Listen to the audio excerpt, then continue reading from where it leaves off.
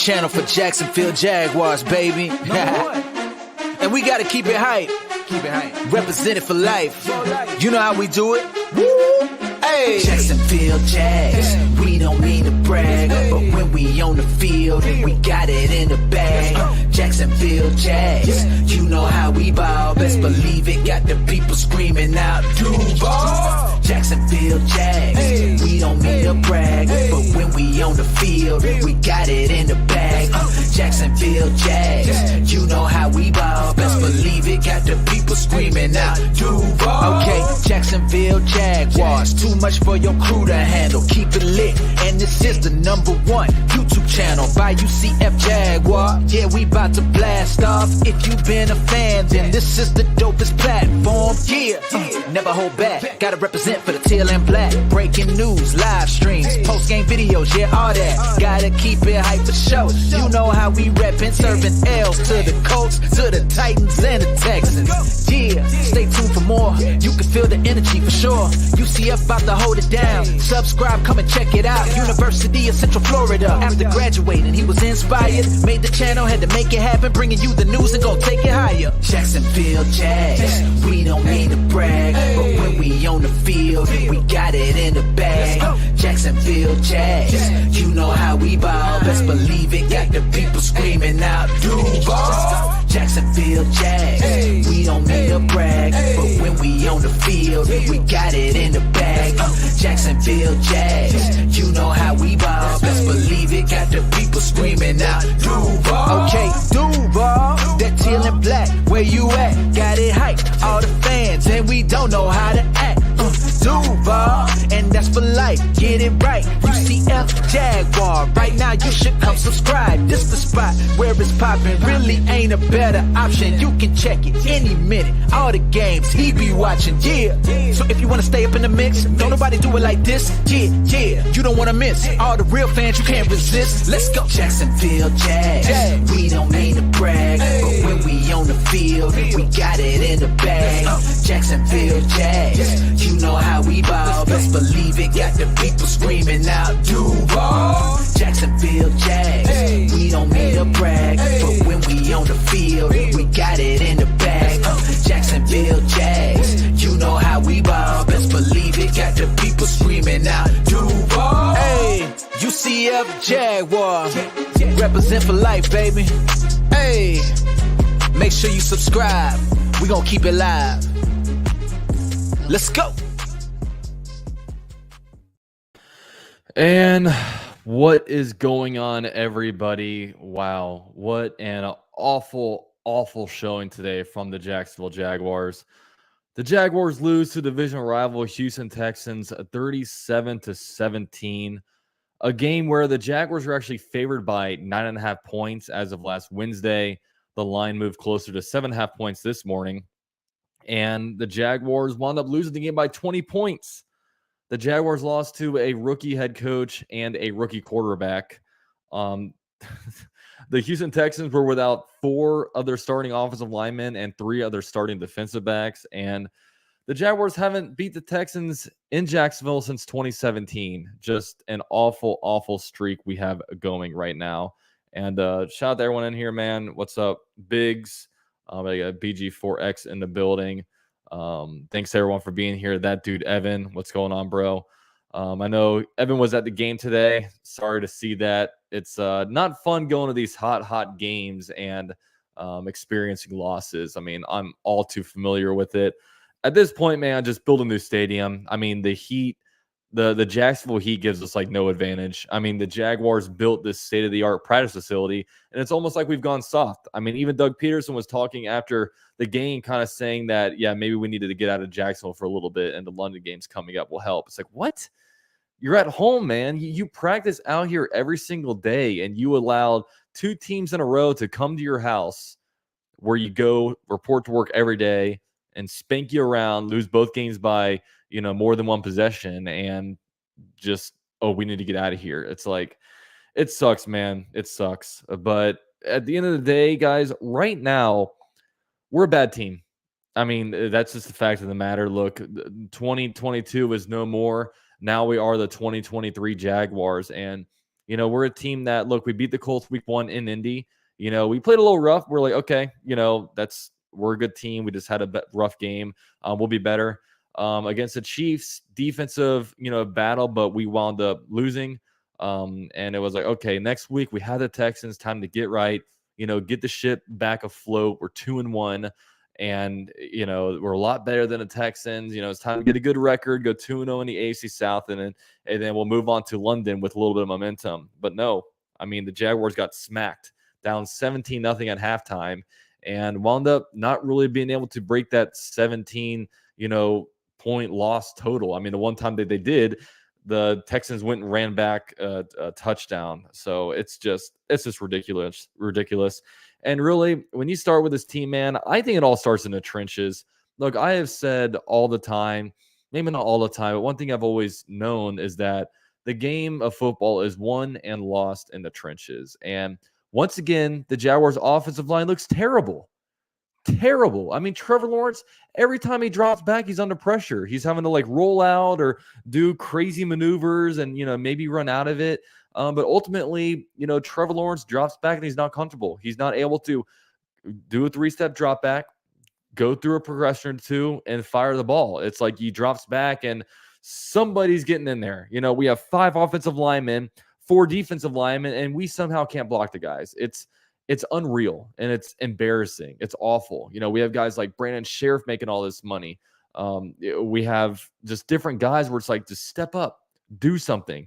It's absolutely awful. So the offensive line is terrible, and the defensive line was also bad. Look, the defensive line was playing against an offensive line that was out. That was out 4 starters. 4 starters the Houston Texans were missing, and the Jaguars defense got 0 sacks. CJ Stroud had the kind of time that we wish Trevor Lawrence had. And CJ Stroud had a nice game. I take nothing away from him. The Houston Texans went out here and dominated us. But I didn't come away from this game being like, oh my God, CJ Stroud was so impressive. He dropped back.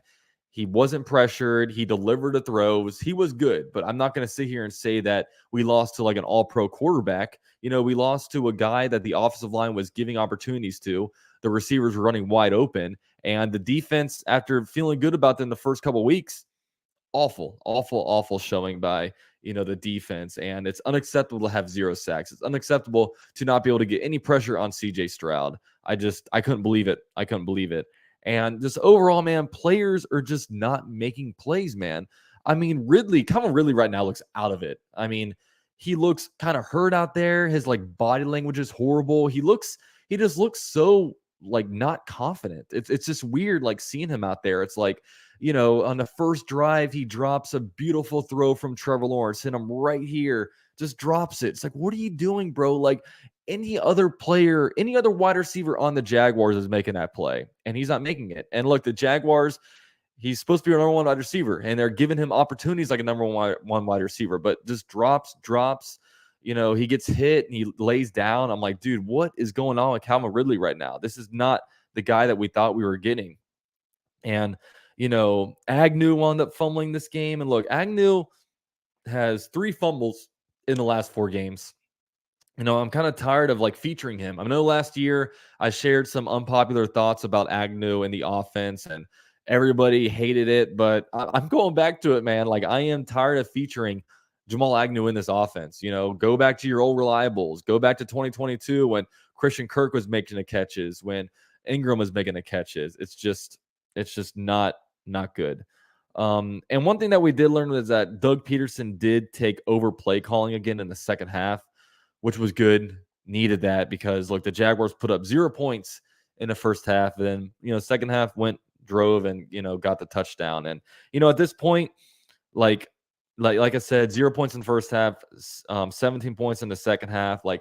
It's not time to do some on the John training with Press Taylor. Look, if he was doing good, it'd be different. But right now, the Jaguars are a win now team, and we don't have time to mess around being like, okay, Press, 6.5 out of 10 today. Do better. No, it's okay, your thing ain't working. Run, punt ain't working. Time to put the game in a true play caller's hands, which is Doug Peterson. So, that was bad. And then I think the worst moment of this game was when The Jaguars scored in the opening drive, and it was great. I was like, okay, the Jaguars are right now down 17-7.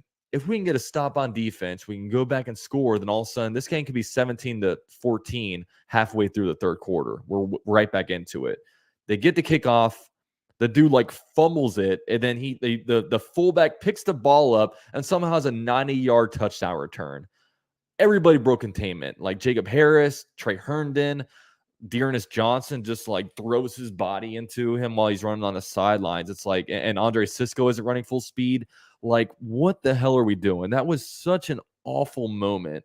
And at that moment, instead of being down 17-7, we went down 24-7. And it was like, okay, like I don't see us coming back from this anymore. It's too late. Like that was ridiculous. Our offense is struggling enough, and then they get the momentum back, and then the Jaguars just never turned back. So just special teams overall was awful. I mean, other than that kick return, 2 missed kicks, one just flat out missed by McManus, and one blocked field goal, which was bad. Punting, Logan Cook wasn't drilling his punts, which was disappointing, and it was just bad. Special teams was bad. And look, the defense wasn't good either. This is a whole entire loss. Offense, defense, special teams, every unit played terribly. Look, we had turnovers against the Colts and Chiefs, nothing against the Texans. No big plays, no sacks, no interceptions, no fumbles, nothing. It was just, okay, maybe every once in a while we'll stop them. But most of the time we didn't. They scored 37 points. Defense didn't do enough. They were playing with no juice, no energy. I don't know what is going on in the stadium, but you're at home. You can perform at home in front of your home fans. I just feel bad for everybody sitting there sweating, going through all that. And, no sacks. And the thing was, Stroud always looked comfortable. When you looked at both sides of the ball, Stroud was out there, chilling, looking around, making his calls, making his reads, dropping back 1, 2, 3, throw. No one was challenging. While on the other hand, Trevor Lawrence is out there. Like, we didn't try to utilize any play action, even though we were running the ball like crazy. Trevor Lawrence goes back and like he drops back and there's immediately like 2 guys running after him. It's like, come on, can we give this guy a chance? Because this pressure is clearly affecting him. I mean, he's not making the right reads. He's not getting comfortable. It's just, this offensive line needs to nut up. I mean, it's one of the worst units in the NFL, and hopefully Cam Robinson coming back will make it better. But how much better? I don't know. So, real quick, guys, I do want to give a shout out to this video sponsor, BetUS. Guys, the Jaguars were favored by 7.5 points in this game. 7.5 points going into this game. We lose by 20.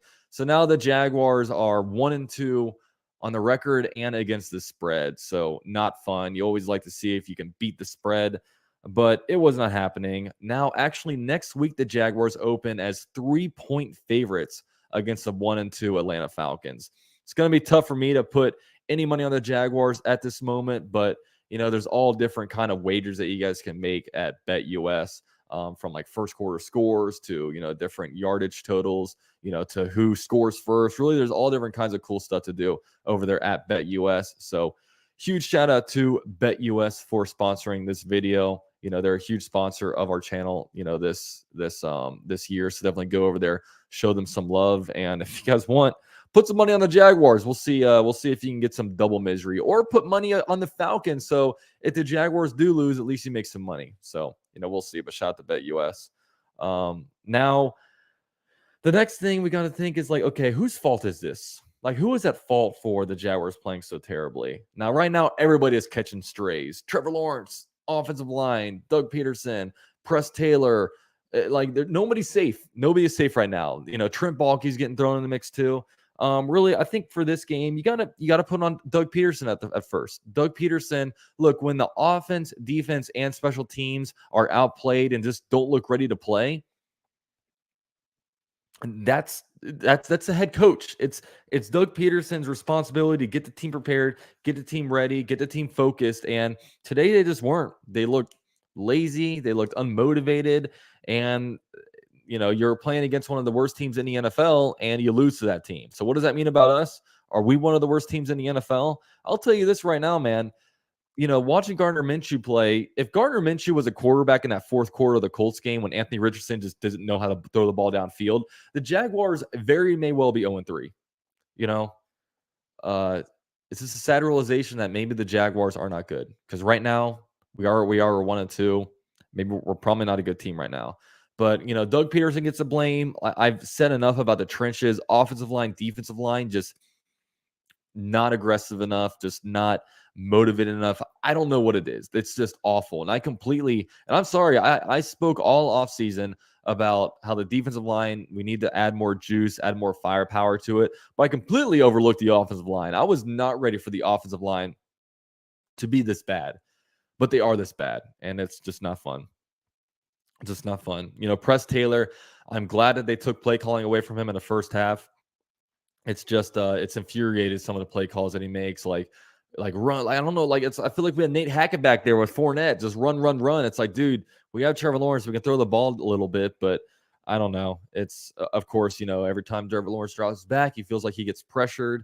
I don't know what we can do X's and O's wise to help the pass, protection get better. Do we need more tight end help? If you bring more tight end help, then all of a sudden you have less receivers out there running, so there's more guys to cover. I don't know. It's just very, very, very uninspiring. And look, Ridley and Agnew, I feel like offensively are also failing us. It's just very unfortunate. Now, positives from today. There are very few positives. I mean, I would say ETN's a positive. ETN was running really good. 19 carries for 88 yards. Also, 4 receptions for 50 yards in a passing game. Of course, Tank Bigsby vultured a touchdown away from him, but he definitely deserved one. Ingram and Kirk, look, 1 target in the first half, and in the second half they put up 11 receptions, 121 yards, and 1 touchdown. Look, go back to old reliables. Ridley, maybe take a step back in the offense. Try to feature the guys from 2022 that were killing it for us, and that was Christian Kirk and Evan Ingram. Those guys are still around, so I say we still use those guys. And another positive is that, look, there's still 14 games left in the season. We're 1-2. It sucks right now. I feel like we should be so much better than that.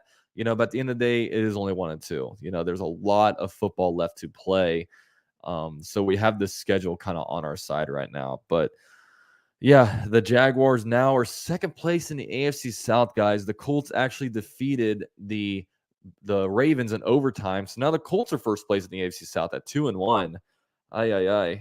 Thank God that we defeated them, or else they would be 3-0 while the Jaguars are 0-3. Then you're looking at 3 games back in the AFC South.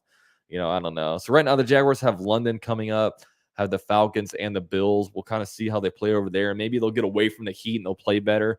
I don't know, man. I don't know. And, I think from a macro point of view, you really got to question Trent Baalke. Look, Trent Baalke did nothing during free agency to really do anything for this team.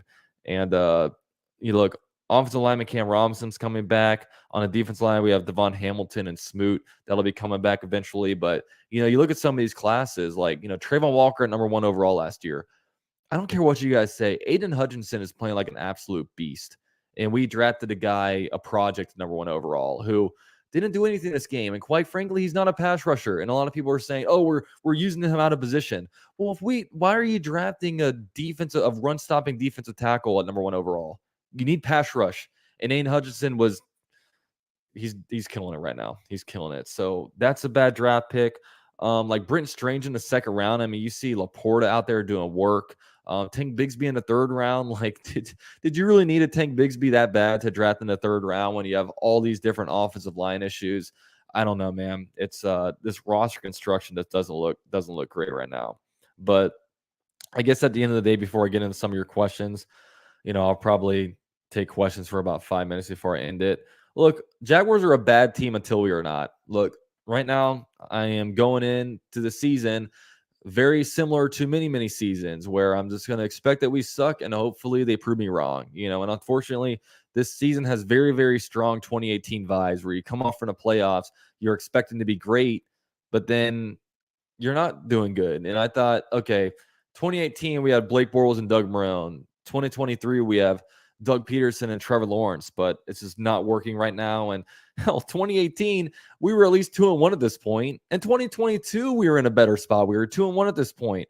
Hell, the 2020 Jaguars had the same record as us right now. So, oh man, just not a fun day and not a fun couple of weeks to be a Jags fan. Now we have a whole nother week of like just fights on Twitter. I'm right about this, you're wrong about this. I'm just kind of over all the arguing, but yeah, that's just kind of what it is. The Jaguars fall to 1-2, 1-1 in the AFC South, 0-2 at home. There you go, all your season ticket holders. Have fun with that, right? I hope you at least got a good tan out there in the sun. But yeah. So shout out to some comments, man. Jaguar Man says, "Come on, please beat the Falcons next weekend is all I ask." Yes.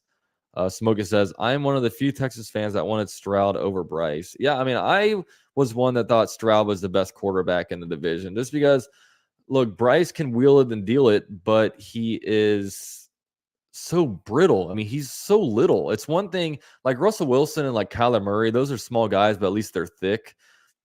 Bryce Young just isn't, man. He looks like a flag football quarterback. And look, he's already week 3, he's hurt. So it's kind of crazy.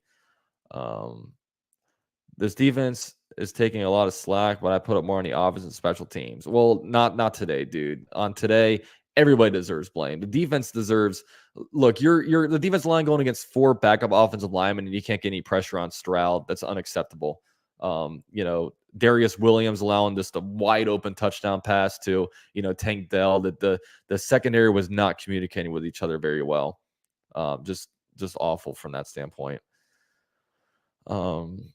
Cam is definitely going to make us a little better, but he isn't enough. Yeah, we'll see. I mean, the thing was, the only good offensive lineman right now is Walker Little, who's playing the position that he plays when he comes back. So it's just rough right now. Alex Beach says, "We need to make a trade on the defensive line if we're a serious team." Yeah, I mean, honestly, at this point, I'd rather get an offensive lineman in here. I mean, it's crazy how bad Sheriff is playing. Man, Trevor posted on Twitter, and it's getting flooded by bots. Okay. I'll check it out. How do we not get any sacks today? Yeah, I don't know, man. You think Devon and Cam coming back will help? Well, I don't think it could hurt. I mean, all the offensive line help that we can get. I mean, Cam Robinson is going to be getting paid $1 million per game, so I certainly hope that helps. But at this point, man, we need all the help we can get. We really do. NFL is all scripted, and we got sunshine. NFL needs us to make a run and have 11+ game winning streak. Yeah. Yeah, it's funny. The script might read get 2 losses at home just to get 2 wins in London, right? That's when you know the NFL is scripted. UCF, you streaming the games next week? Yeah, I'll be streaming the next 2 games. I won't be streaming the Colts game in 3 weeks because I'll be out of town for a wedding. But yeah, I'll be streaming. I'll be up at 9:30 a.m. with you guys watching the Jaguars play the Falcons, which I'm honestly kind of excited to play a team that we don't have any history with. The Colts we have history with, the Chiefs we do, the Texans. I'm ready to play an NFC opponent where there's no like rivalries on the line. It's just a brand new team, no bad blood. We can just go out there and play our game. UCF London is y'all second home. Y'all should take both. Well, I certainly hope. The Bills are playing really, really good right now. I don't know if we're going to take that one. I'll say that. All right, we got the stupid comment of the day. Time to start work over Lawrence. Yeah, I didn't really mention Lawrence. Did he have a great game? No, but dude, it's they're giving him no time to throw. Calvin Ridley's dropping open passes. Jamal Agnew's fumbling the ball. I mean, they're getting the ball to Kirk and Ingram, and it's just Trevor. This game is a wash. He threw a bad interception, but it's on 3rd down, trying to throw the ball downfield. I mean, you can call me a Trevor Lawrence apologist. I mean, I was pretty hard on him last week, but this week I'm just giving him a pass. I mean, it was just bad overall this game. I'm British. The Jags being sent to these shores will be classed as an act of war. Okay, I don't know what that means.